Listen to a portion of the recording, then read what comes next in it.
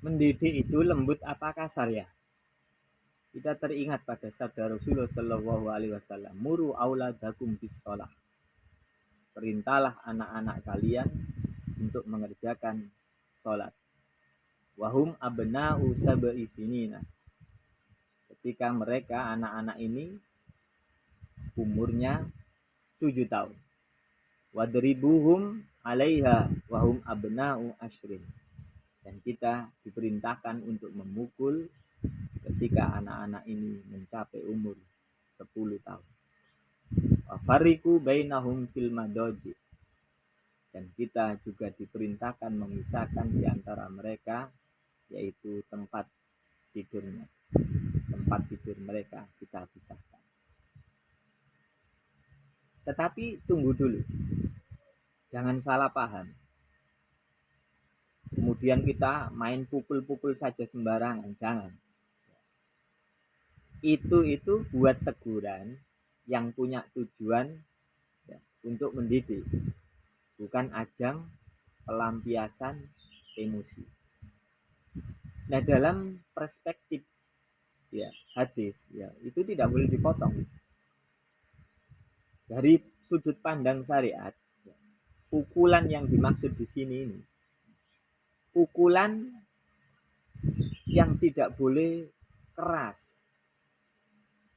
yang nantinya bikin anak itu bisa trauma.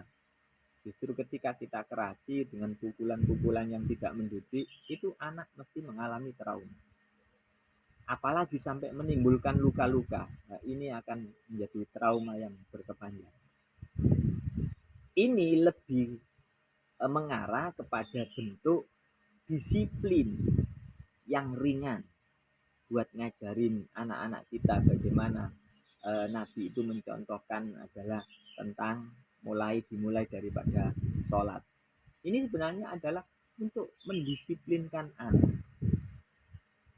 Kemudian nggak boleh cuman kemudian asal mukul ya karena kita itu lagi banyak kerjaan atau lagi sedang emosi atau lagi sedang kesel.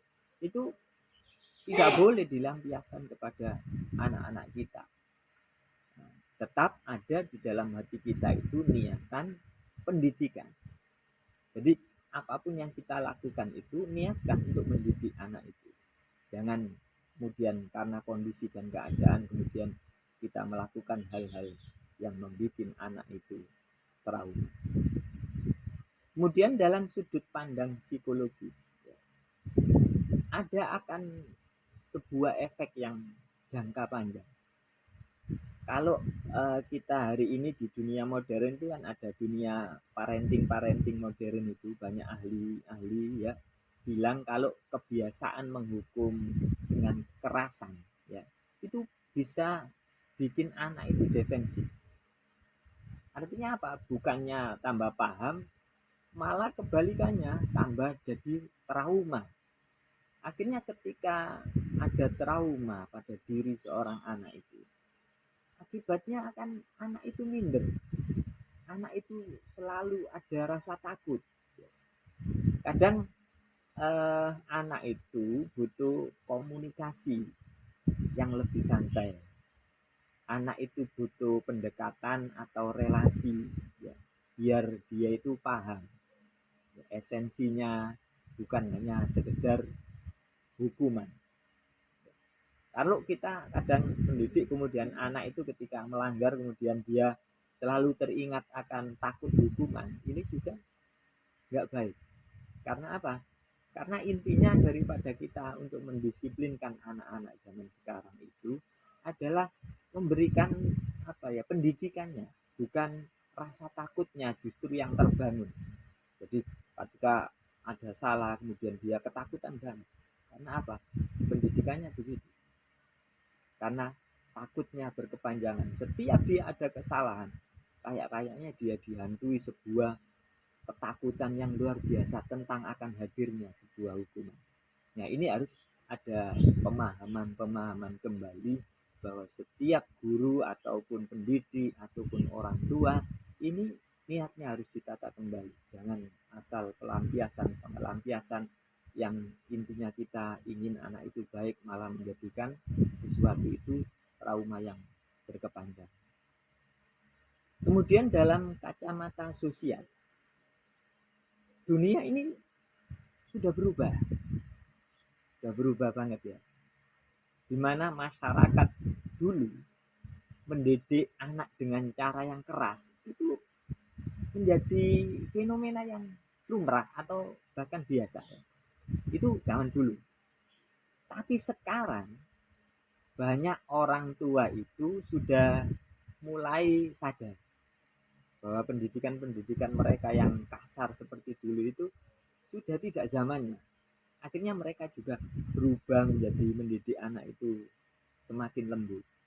Bukan sekedar anak itu taat, tapi taatnya itu dibangun dengan rasa takut. Ini yang banyak terjadi. Jadi anak itu nurut, tapi nurutnya dia itu dihantui ketakutan. Ini juga menjadi sesuatu eh, problem pada saat ini untuk pendidikan anak-anak kita. Tapi ada pemahaman baru di mana ketika ada pendisiplinan atau ketika ada perlakuan tentang memberi hukum, itu mereka itu sadar bahwa apa yang dia lakukan itu salah. Dia paham itu dan dia nyadari itu.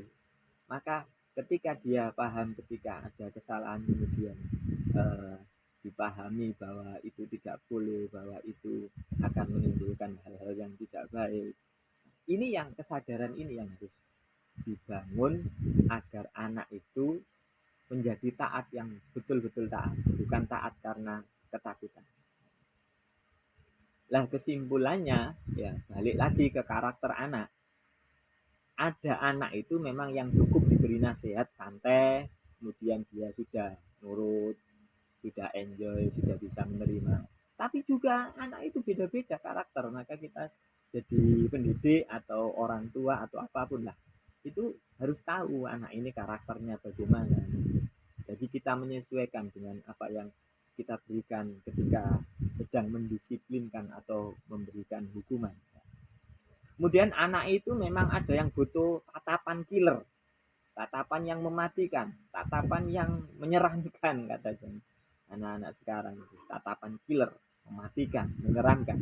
Memang ada yang begitu, entah kita sambil melotot atau yang lain. Kalau karena memang kalau tidak itu anak itu memang tidak paham. Jadi ada karakter anak yang semacam itu. Tapi yang jelas ya kita kembali bahwa niat kita itu harus buat mendidik, bukan nyakitin atau melampiaskan emosi. Makanya orang tua zaman sekarang harus jago istilahnya, jago apa, membaca pola karakter anaknya, itu harus paham biar bisa ngasih pendekatan yang paling efektif untuk anak-anak saya apa, untuk murid-murid saya bagaimana. Itu harus ada pendekatan pola karakter daripada anak-anak. Agar apa? Agar anak-anak ketika kita disiplinkan atau ketika kita beri hukuman, anak-anak itu tidak sampai ke tahap ketakutan atau bahkan kehilangan rasa percaya dirinya. Nah, ini yang harus dipahami.